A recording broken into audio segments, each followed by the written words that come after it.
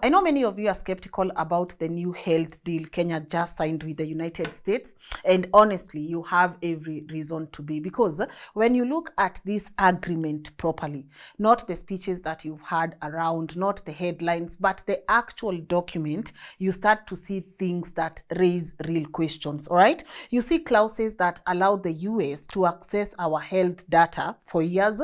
You also see parts where Kenya agrees to use the US emergency approvals for medical products. And then when you go deeper, you see audits where America can check our systems, but we can't check theirs. Does that make sense? And then you see the money, all right? Theirs goes down over time, while Kenya's financial burden keeps going up. And now it's become even more serious because the Consumers Federation of Kenya has taken Musalia, Mudavadi, Aden, Duale, and the Attorney General to court, arguing that this deal was done secretly. It breaks our privacy laws and it puts our national health data at risk. But before we get into why Cofek is suing, let's first break down what this health deal actually says, all right? Because in the simplest way possible, we have to do this so that every Kenyan can understand what was signed on their behalf. First, this agreement is called the US-Kenya Health Cooperation Framework. It was signed on December 4th, 2025 in Washington, D.C. by Musalia Mudavadi for Kenya and Marco Rubio for the US, all right? Now, there is a framework that Duale shared, and I want us to go through it because one would ask, Lynn, why did we definitely sign this deal? And it's because everyone is interested. I mean, when you take a look at the US, this deal comes at a time when it's rebranding, how it gives aid. You guys know US aid exited. America obviously needs a new way to keep its presence and influence in key African countries without running the old aid model, okay? Kenya, being one of its biggest health partners in Africa, becomes the perfect starting point. And this new framework gives obviously America a direct line into Kenya's health system. No more middlemen, no more NGOs controlling the flow, just as government to government, okay? It allows the US agencies to fund, guide, and monitor programs like HIV, malaria, TB, vaccines, and outbreak response under a government-to-government agreement. Basically, it keeps America's influence alive just under a new name right now. Now, let's go back to our country, Kenya. Why do we need this deal? Because the timing couldn't be more convenient.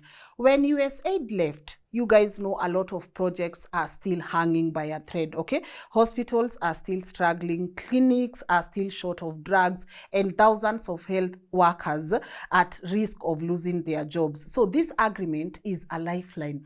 It brings in about 2.5 billion US dollars from the US over 5 years, okay? Well, Kenya promises to contribute roughly 850 million US dollars on its side. That money keeps the health programs running, from maternal care to HIV treatment, and also helps the government show it's still attracting international partners even during tough economic times. So from there up to there, maybe, I hope you understand why this deal is also very, very important to Ruto's government, okay? But let's not forget, as with most deals, it's not all rosy. The US does not give that kind of money without strings attached, okay? This framework gives them a stronger voice in how Kenya's health programs are structured, what data gets shared, and what future disease surveillance systems are built, okay? Some county governments have even complained they were not consulted, yet they are the ones managing health services on the ground. Other people worry about where Kenya's health data will end up and who truly owns it once the systems are linked, but we'll get to that, okay? When you go through these framework documents, it's showing on your screen, it looks great. I mean, we are talking about disease surveillance, laboratory systems, staffing, in medical supplies and digital health systems. But when you go into the actual pages, there's a link I'm going to attach on the comment section because I want you to download that whole framework for yourself. It's 37 pages and I need you to go it page by page, because once you go through it, you will realize Kenya accepted some very heavy commitments. Okay, let's start with the first big part of this deal: how Kenya must report disease outbreaks. Okay, now go with me on page 5 and page 24 of this framework. All right, so I'm here at page 5 of the framework, and the deal brings in something they call the 717 rule. Now, ignore the technical name, because here is what it actually means. If a new disease shows up in Kenya, we should notice it within 7 days, all right? After we notice it, we must inform the US within 1 day. We must, all right? And then Kenya must start responding within the next 7 days. That is why it's the 717 deal, all right? Please, guys, realize when you look at it in a very quicker manner, this actually sounds really fine, okay? It sounds like good coordination and quick action between Kenya and the US. But this is where people's concerns begin, because by signing this, Kenya has agreed to share outbreak information with the US almost immediately. Sometimes even before we have fully understood the situation ourselves, okay? And remember, outbreak information is not just ordinary data. This is sensitive national health security information, all right? So when Kenyans ask someone like Duale, why are we required to alert the US so fast? What do they need this information for? That is actually a very fair question. Stop telling people, why are you complaining when we are signing deals? Did you complain when USAID was on the ground? No.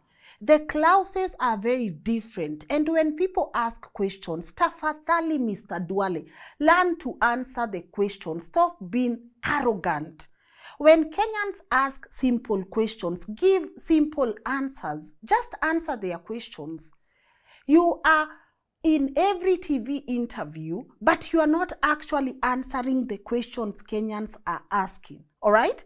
And that takes us to the next part of this deal that raises even more eyebrows. Guys, you are not going to believe this, because inside this same framework on page 6, please move with me to page 6 of this framework. There is a clause that basically says, if the US approves a medical product for emergency use, whether it's a drug, a vaccine, a testing kit, anything meant to respond to an outbreak, Kenya agrees that this approval is enough for us to start using it here too. Excuse me? Excuse me? What kind of a deal is that? Because I know in a perfect world, that sounds very efficient, okay? It sounds like, okay, if the US, because the US is the creme de la creme, if they have already checked it, Kenya does not have to waste time. But guys, calm down. Please remember, emergencies are exactly when decisions are rushed, okay?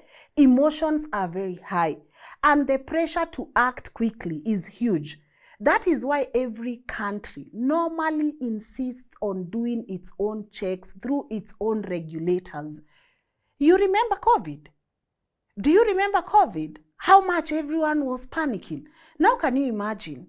We are dealing with COVID, the creme de la creme US is dealing with COVID, but whatever they say, this is what is passing there, has to come here, and we have to be okay using it.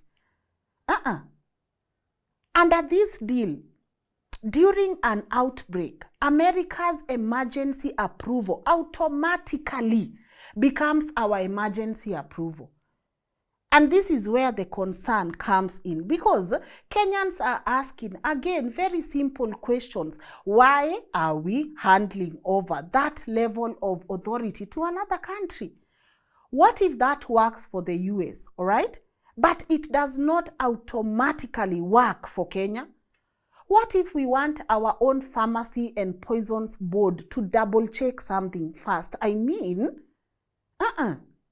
don't call these anti-science questions. No, these are sovereignty questions. These are questions about control, responsibility, and trust. Because at the end of the day, if something goes wrong here, it is not the FDA that answers to Kenyans. No, it is our Ministry of Health that will answer. And that is why this particular clause has stood out as one of the biggest red flags in the entire agreement. But it's not the only one, if you thought that was the end. Because now, when you move to the section on audits, and guys, I want you to turn with me to pages 24 and 26, 24 and 26, all right? Because things are about to get more interesting, all right? Go to page 25, especially.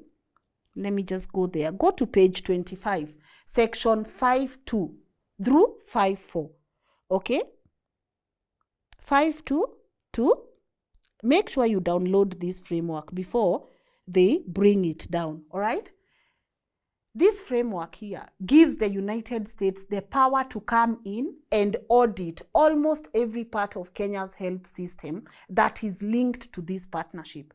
And when I say audit, I don't mean a quick review or a friendly check-in. I mean full access.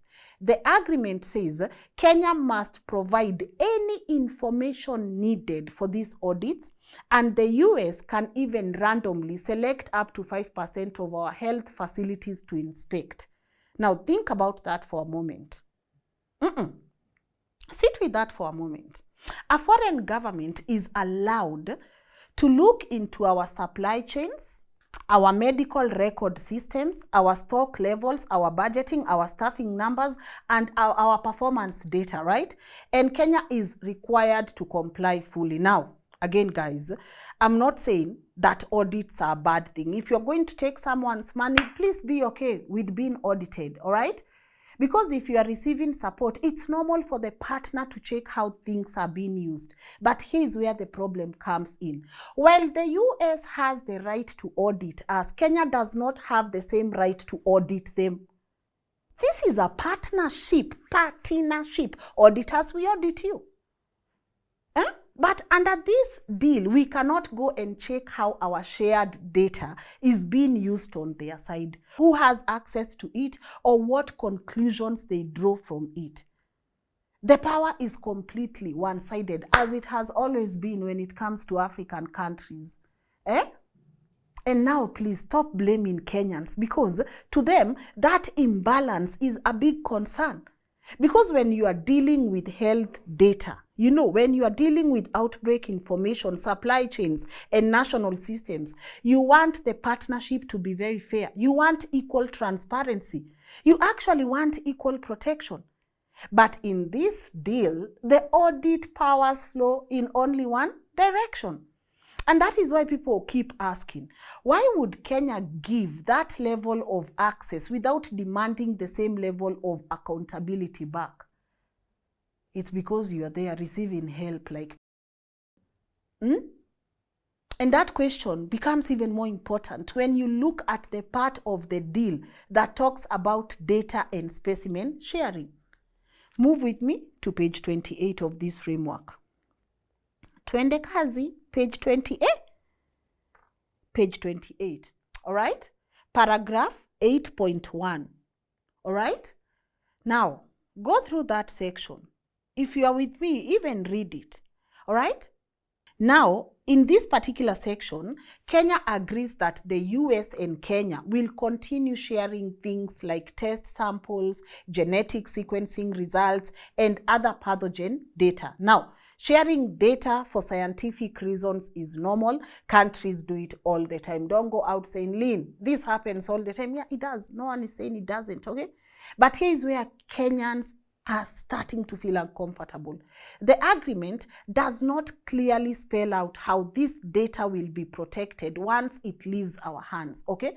Who can access it on the US side, how long it will be stored, or what additional analysis may be done on it. What the framework says is simply that this sharing will be subject to Kenyan laws. But the deal does not show anywhere that our own data protection office was involved or that a proper data protection assessment was done before signing. There is no mention of where the data will actually sit, who holds the access keys, or what happens if Kenya wants to stop sharing in the future. Nothing like that. And guys, remember, what we are sharing is not just casual information. This is the kind of data countries guard carefully, okay?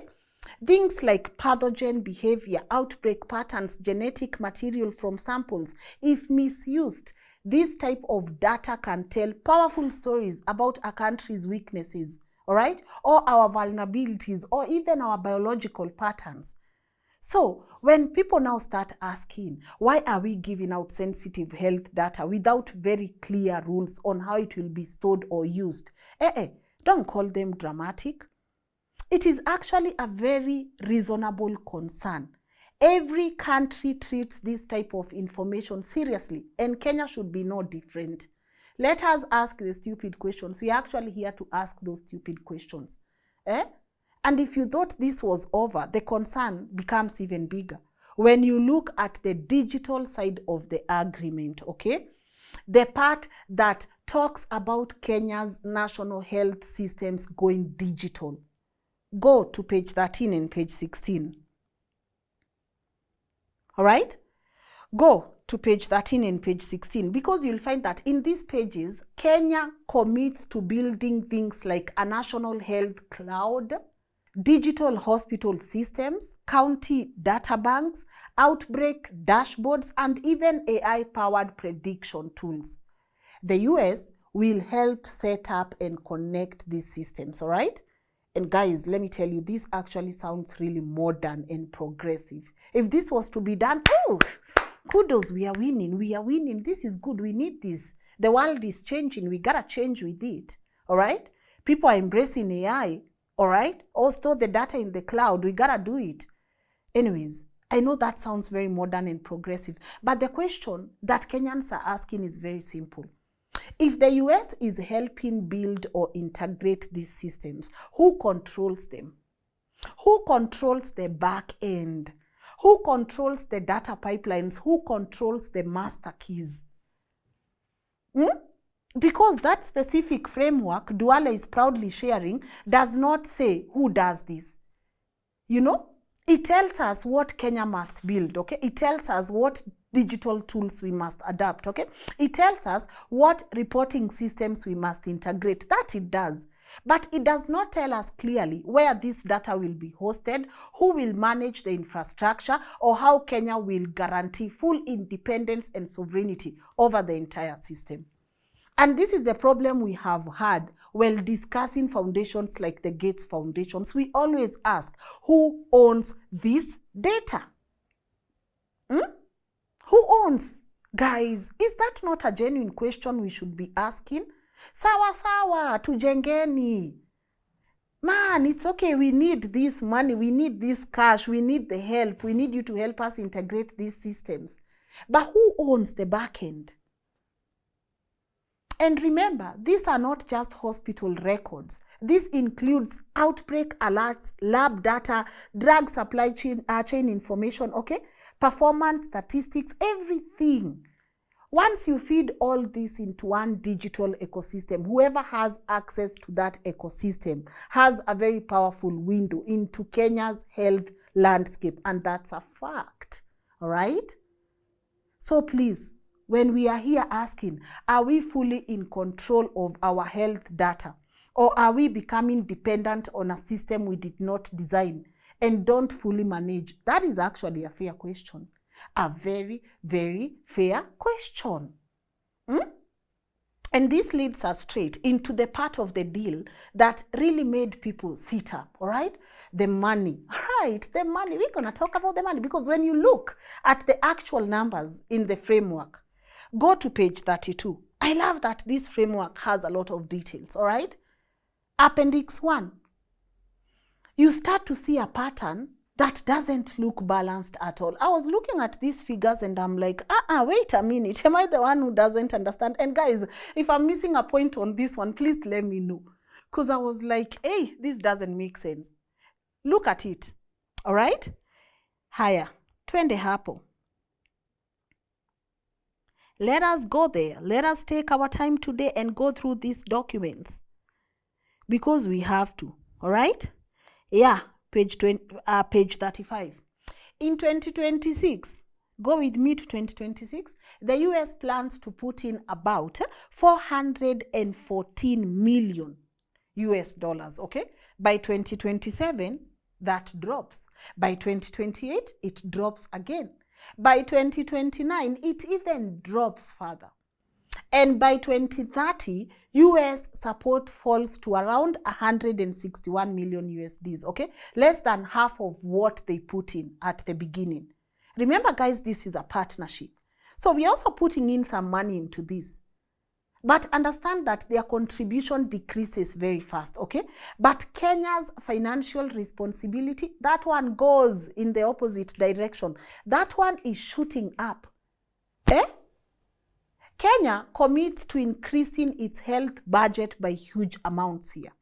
An extra 10 billion Kenya shillings in 2027, all right? 20 billion in 2028, are we together? 35 billion in 2029 and 50 billion in 2030, meaning as the US reduces its funding, Kenya is required to pump in more and more money to keep the system running. And here's the part that many people did not know maybe, all right? Because it's also there. If Kenya fails to increase that budget, the way the agreement demands, the US has the right to reduce or stop its funding with just 9 months' notice. That is there in page 26. Right there in page 26, paragraph 6, all right? It is right there. Yeah, paragraph 611. It is right there on page 26. So Kenyans are not wrong when they ask, are we becoming financially trapped in a system where obligations go up while the partner's obligations go down? Because that's exactly what the numbers here show. So when Cofek goes to court and says, Kenyans were not consulted, we were not. Tuko na hii pesa. Tutatoa wapi hii pesa? Do we have the money? And the pressure does not stop there. Now go to Appendix 3. On page 35. This framework goes even further and requires Kenya to take over the salaries of thousands of health workers who are currently supported by the US. Hey! Sisi sasa Kenya, you can see us. We are talking about very specific numbers here. It is right there, okay? 1,244 nurses. 1,428 clinical officers, all right?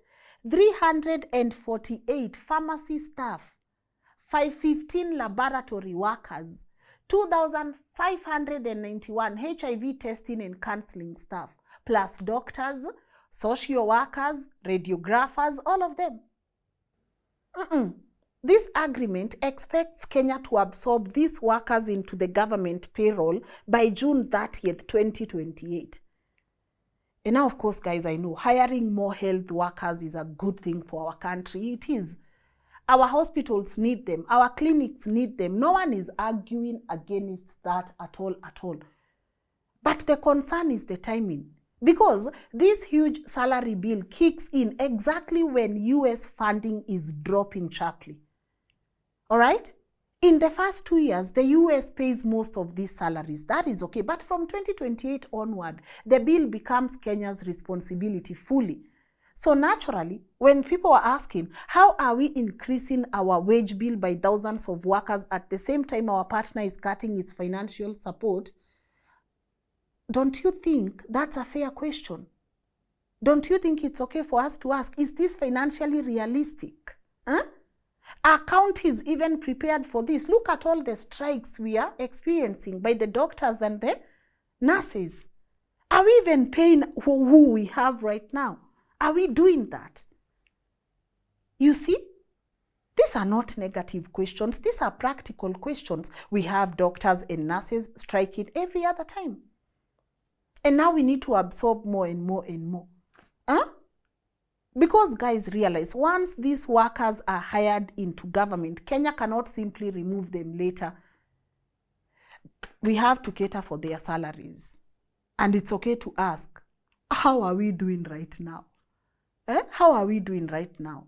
Because again, their salaries become a permanent cost that we can't just do away with. And this is where another part of the agreement raises concern. The section on privileges and immunities, which is on page 28. Go to page 28, paragraph 12. All right?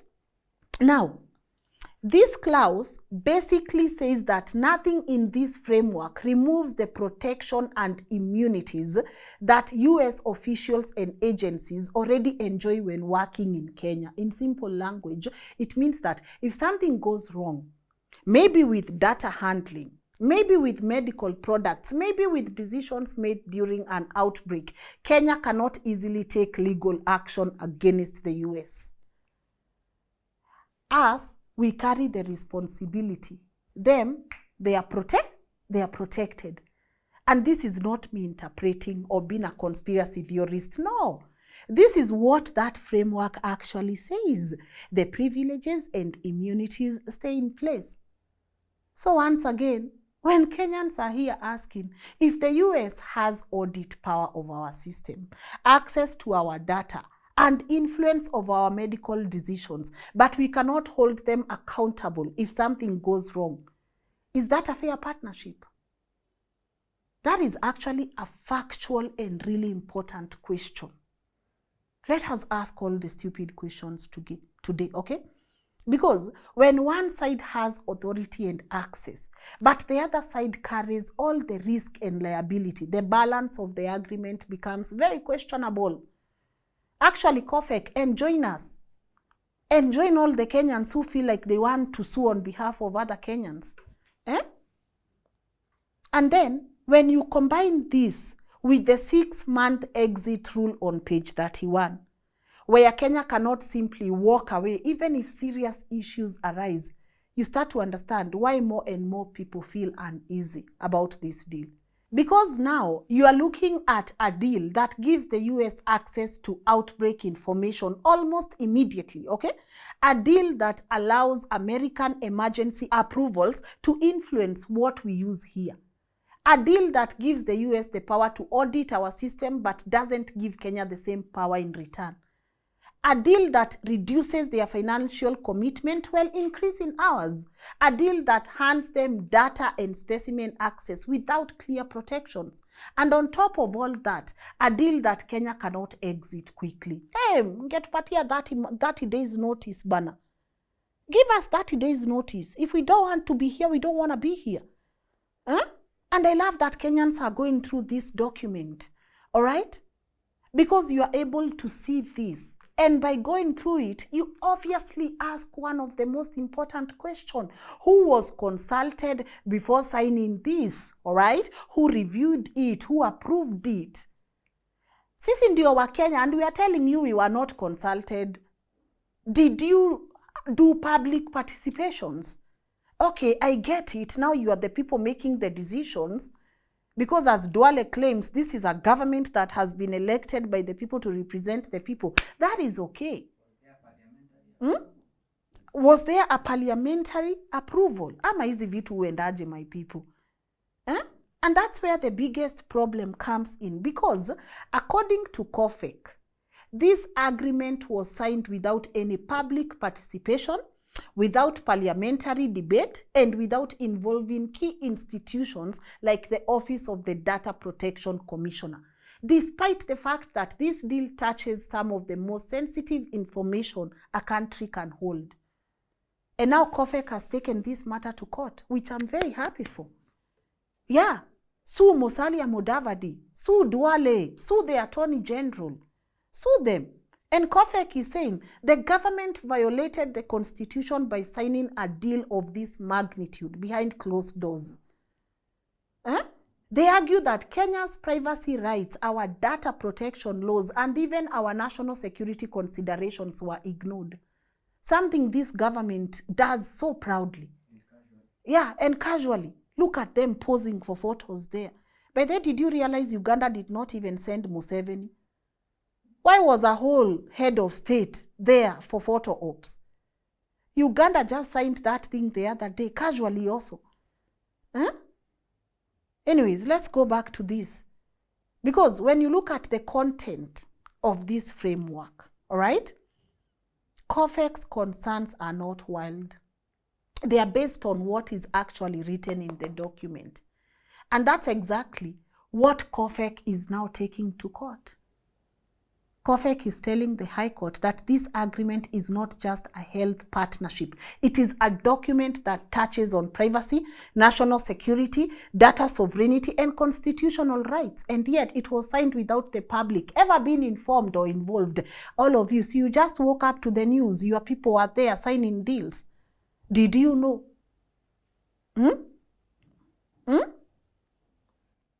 And Cofek is arguing that the government made decisions about data that belongs to the Kenyan people without asking the Kenyan people. But then what happens if me as Ngugi says, I don't want my data shared? Please, we want to participate. We want to have an opinion. I know there is money somewhere. And because there is money somewhere, you see, you're also dealing with people who can't account for the money they get. They get loans or 300 billion cannot be accounted for. The Auditor General is there saying we can't even account for this. How are we going to account even for this money? And guys, I know a lot of you have theories, and it's okay to also have a theory. Yeah, the money is there. Kweni pesa, do what you need to do with the money and then leave us in this mess the way you always do. But anyways, let's go back to the petition by Cofek because they point to specific sections of the Constitution. Things like Article 31, which protects the privacy of every citizen, including their medical information. They also mention Article 35 of our Constitution. You know, guys, there's a debate that was happening like a month ago. There's this guy that is doing an incredible job. There's actually a petition where the Constitution should be taught in schools. And I agree with that. I agree with that. And I hope you guys also sign that petition, because if this Constitution is taught in our schools, you will realize that even Article 35 was violated in this whole deal. And Article 35 guarantees the right to access information, meaning Kenyans should have been told what was being agreed on before the signing. And there is also Article 10, which demands public participation in major decisions. This is a major decision. It's actually a major decision. And from Cofek's point of view, you cannot sign an international agreement that gives a foreign country access to Kenyan health data, sample testing, collaboration, and digital systems, especially one that mentions things like outbreak reporting, audits, and specimen sharing, without first involving Parliament or the Office of the Data Protection Commissioner. Also, the Office of the Data Protection Commissioner, why are you not talking? I need you to start talking on behalf of Kenyans. Don't have Cofek speaking on your behalf. Speak! And the truth is, the framework itself does not show that these consultations happened. And if they happened, Duale, the same way you proudly uploaded this framework, do that for us so that we sit here and analyze. And if everything was done according to the law, I'll be the first one to come and tell you guys, hey, chill, guys, tuko sawa. Hapa, someone thought of us, the pros and cons, and we've been catered to, so we are okay. I will be the first one. And you see, sometimes I tell people like Duale, come sit here and actually talk to us in a very layman's language. Actually, this is an open invitation to Duale if he's watching. If you think we are being conspiracy theorists, we don't know what you're saying, come here. I'll be the first one to admit, Lynn, you are clueless about this. You don't know what you're talking about. I'll be the first one to actually admit that and say, enye mheshimiwa hapa, you guys did a good job. This is an open invitation to the office of Duale. Come, I'll make time. I'm being corrected. Duale is mtumishi, not mheshimiwa. That is okay, guys. I hear you. Anyways, Cofek goes even further and warns that once sensitive health data leaves the country, you cannot pull it back. If misused, the harm is permanent.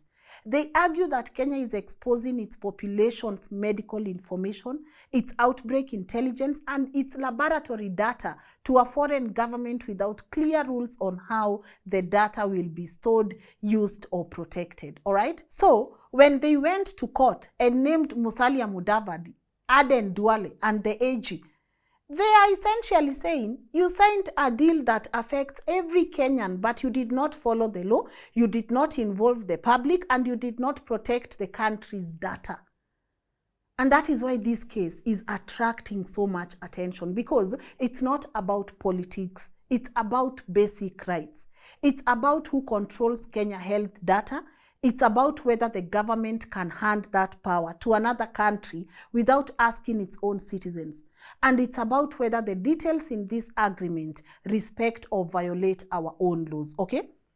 And now the big question is, what happens next? Because once a case like this reaches the High Court, it stops being just a simple policy disagreement. It becomes a constitutional moment, okay? The judge now has to look at this framework, compare it with Kenya's constitution, the Data Protection Act, and the rights of citizens, and decide whether this deal should continue as it is, be paused, or be declared illegal, and we will be watching. If the court agrees with Cofek, the deal could be suspended, which means the government cannot continue implementing it until the case is fully heard. And that would automatically slow down or stop things like data sharing, US audits, and some of the digital system integrations. No, pause them until we understand what is happening.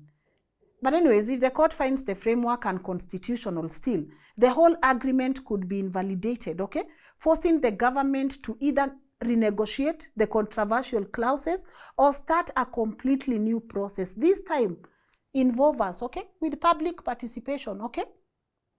And parliamentary oversight and data protection oversight, views. Please listen to that office and get their views as well. And even if the court doesn't strike it down, the petition itself has already done something important. It has forced Kenyans to actually read the deal, to ask questions, and to pay attention to what it means. To what it actually means when a government signs international agreements related to health data surveillance, digital systems, and emergency powers without your participation. So no matter the outcome, this case is going to set a major precedent. It will determine how far the executive can go when dealing with foreign governments, okay?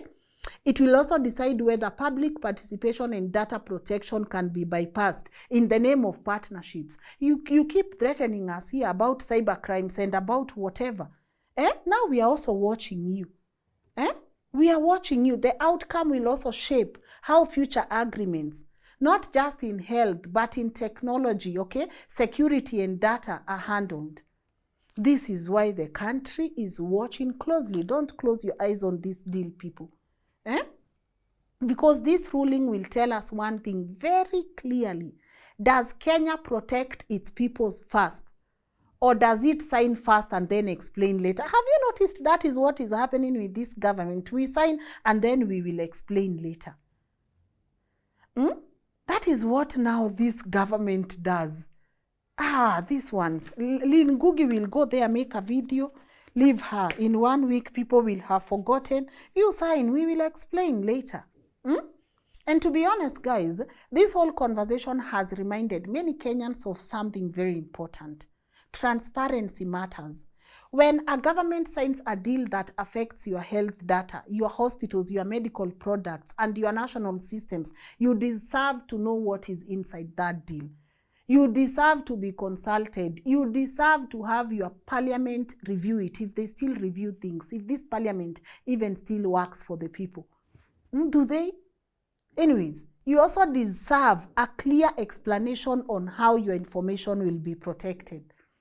Because at the end of the day, health data is not just numbers on a screen. This is what people like Duale want people to believe. No. It represents real people, real families, real lives. And once that data leaves the country, you cannot pull it back. Once access is granted, you cannot pretend it never happened. And that is why this conversation today is so important. It's It's not about rejecting partnerships. Sign all the partnerships you want. That is okay. It's not about saying Kenya should stand alone. No, we want to collaborate. You know? But it's also about making sure that whatever partnerships we enter into are fair, transparent, and respect our laws, okay? Deals that strengthen Kenya, not deals that weaken our control of our own systems. Don't mess with our sovereignty. Huh? So as we wait for the court to make a decision, the most important thing Kenyans can do right now is stay informed. Read that agreement. Ask Duale these questions on IX. Demand clarity, because when citizens pay attention, governments will start now behaving differently. Kenya has every right to sign international agreements. Yes, I am going to say that 100%. We have every right. But Kenya has every right to insist that those agreements protect its people, protect our data and our sovereignty. That is non-negotiable. And part of the reason Kenyans are reacting so strongly to this health deal is because we've lived through too many situations where foreign involvement in Africa's health sector was not as innocent as it first looked, okay? People are not just waking up, you know, suspicious. They are remembering patterns. There is a pattern here. For example, older Kenyans remember the tetanus vaccine controversy, where Catholic bishops claimed Kenyan women were being targeted for infertility. The government denied it, but the damage to public trust was already done. Because once trust is shaken in health programs, it takes years to rebuild it, okay? Africans also remember cases where foreign experiments were done without proper consent, like the Trovan drug trials in Nigeria. We've spoken about it here, where Pfizer was accused of testing an experimental antibiotic on children during a meningitis outbreak. The Nigerian government later sued them, and Pfizer settled with the affected families.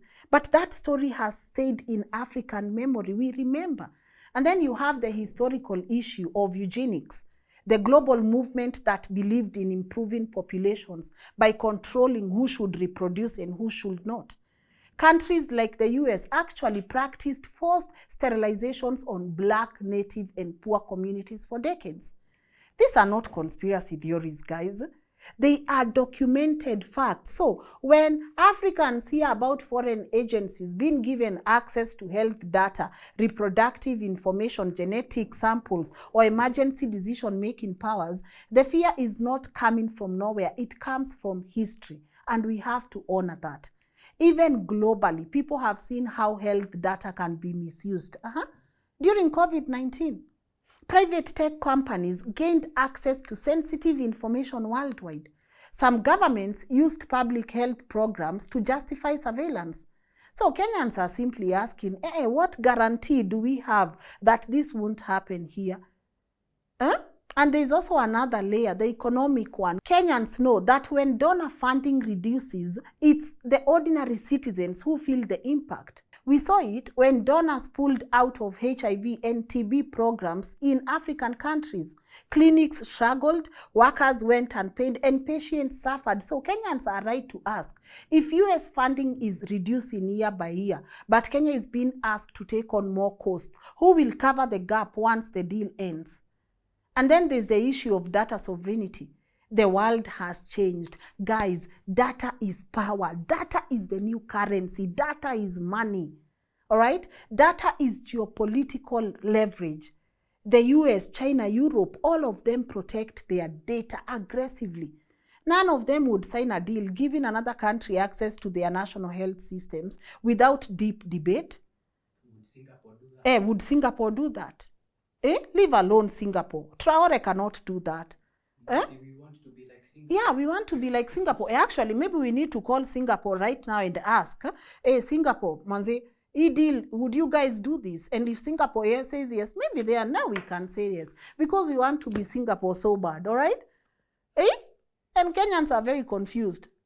Why are we signing something this serious without public participation, bana? Why were we not told? Why were we not consulted? Watumishi bana? Why did you not consult us, the bosses, in these decisions? Eh? And these concerns are not coming from hate. No, me, I'm not hating on Duale or Mudavadi. No.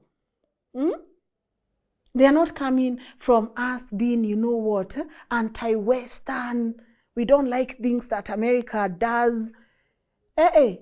Please, these concerns are coming from patterns Africans have seen before.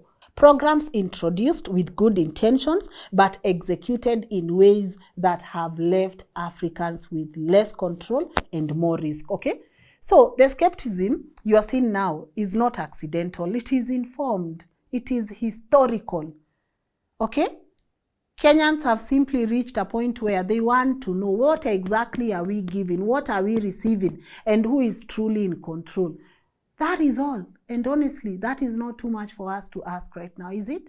It is not. And also we need to start depending on ourselves. You saw USA dilituacha wapi. No, we cannot keep receiving donor money left, right, and center. Let us rely. We are paying taxes. So we want to rely on our own money right now. This nonsense of you guys going and posing for photos there, being told to stand up and you stand up. Nah, this humiliation has to end. Africans, start demanding better. Start owning your projects, own your systems, design your systems. So that when these people decide to blackmail us or manipulate us, they'll have nothing on us. Right now, they have so much on us. And as I've said, I know some of the people don't like the fact that Kenyans are asking these questions, but we will be the stupid people today and ask these stupid questions. We deserve to know where our data is going. We also deserve to know why we were not consulted. We deserve to know that. Don't be signing deals and then coming here and explaining. Why did you not go on TV tours a month prior, telling people there is this and this, we are considering this and this is why we want to do this and this? Because now you are the cream de la cream. You don't think people need to be consulted. Nyinyi. You will tell us why we were not consulted. We need to know. We need to know. And this is not anyone being anti-government. I have said, and I have said again and again and again, when people do something right, I will sit here with them and congratulate them. I will actually give them a certificate and say, you are the Mtumishi of the Year, Aden Duale. You have done an excellent job in this deal. Kenya honors you. Signed, Lynn Ngugi, for the people of Kenya. Period. Don't go signing things and then come and explain them here when people don't understand, and then you use this complicated English. Kenya ni ya kila mtu, alrighty? And that is actually a fact. Come sit with us. How hard is it? Come sit with us. Have these conversations with us. Tell us, this is where we want to move as a nation. Involve us. The same way you come to our houses to drink tea in flasks when you are campaigning. The same way now you act as if you know how to eat ugali in the kiosks. The same way some of you are almost carrying mitungis for the mamas in the village. Come, ongeeni na sisi, tuelezeeni. We are the people. We are your employer. By the way, do you realize how bad this is? You are the employer and then you have a junior somewhere going and signing a contract on behalf of the company, only for you to find out later. Lynn Ngugi signed a deal with another network on behalf of Kenyans. Wacheni mchezo bana. Sit with us. Sit with us. Let us understand. When it's good, we will support it, okay? When you build good roads, we will document and we will clap for you and we'll say, Hapa, good job. But when you go around signing things and then coming and explaining to us later, after you've signed them, when you've used our tax money to follow each other to Washington for photo ops, our tax money for you to go and look as if you have a very good relationship with Donald Trump there. When you use our money, you will also come and answer to us. And that is the basis of today's conversation. Transparency matters, and you owe us this in the simplest explanation. May you find it in your heart to answer these stupid questions. And as I've said, this is an open invitation. To anyone that wants to come and tell us why this deal is so good, what we've gotten wrong in this analysis, I am happy to hear. And even if you can't come here, send me that email, info@lnn.digital. I will come, I will read it to my people in the simplest way possible that they can understand. You owe them that understanding, all right?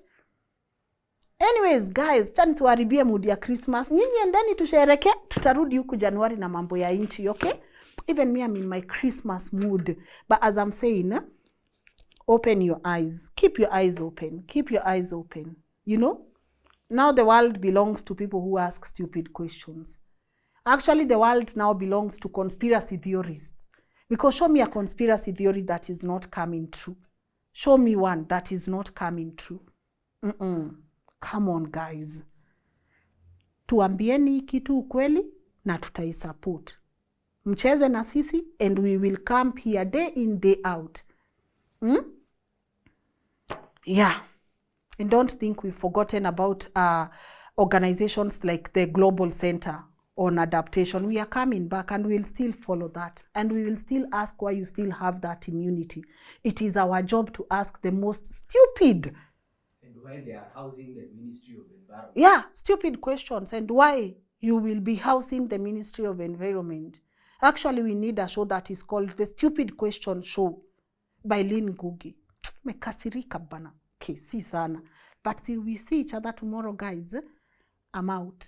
Take care. Download that framework. It's only 37 pages. Read it. The link is pinned on the comment section. Download it before they delete it, okay? Yeah.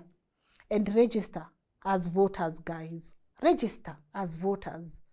I know a lot of people have lost hope right now. You are wondering, why do I gotta vote? Just register. We will deal with the why later. Make sure you register kwanza, all right? Yes. I appreciate everyone that is supporting independent journalism. Your support is the reason we are able to come here and talk responsibly, of course. You are the reason why we will keep talking about issues that many people won't touch. So I appreciate your MPESA donations proudly. We are a network sponsored by the people. And that is okay. And that's all right. So we appreciate your MPESA contributions. Yeah. If you want to support independent journalism, there's a number right there. There's a PayPal account and there's also a PayBill number. All right. So hit us up. Bless us with your contributions today. But that's it from me today. Thank you to the team that definitely participates in the research of this. We see something, we mark it, and we say we are going hard on this, and we are going to explain it to our audience. So I don't take that for granted. So kudos Team LNN, and for the people behind the camera.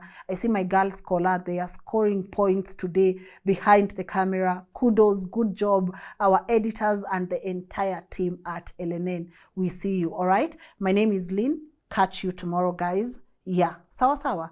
And enjoy your Jamhuri, okay? Bye-bye.